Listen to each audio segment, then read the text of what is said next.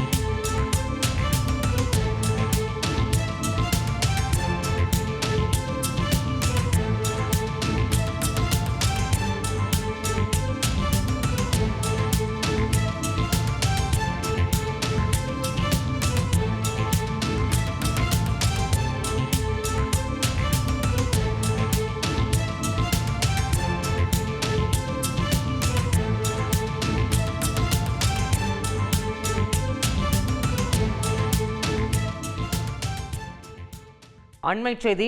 தென்காசி மேற்கு தொடர்ச்சி மலை அடிவாரத்தில் இருக்கக்கூடிய ராமநதி அணையின் கரைப்பகுதியின் நடுவே மண் சரிவு ஏற்பட்டிருக்கிறது. தொடர் கனமழையின் காரணமாக பெரிய அளவில் இந்த மண் சரிவானது ஏற்பட்டிருக்கிறது.